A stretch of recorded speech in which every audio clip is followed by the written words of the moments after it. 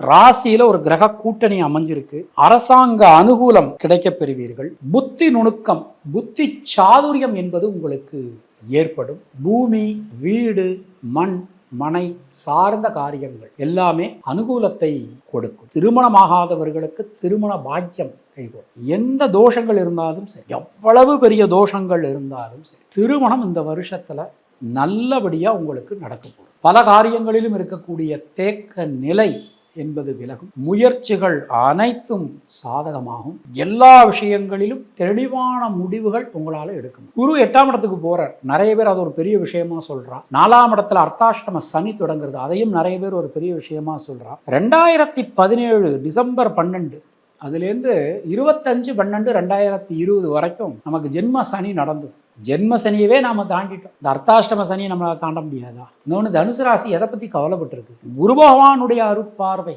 அனுகூலம் தரக்கூடிய விதத்துல அமைஞ்சிருக்கு. உங்கள் தங்க நகையை விற்று உடனடி பணம் பெற மேக்ஸ் கோல்ட். கால் 04445454545.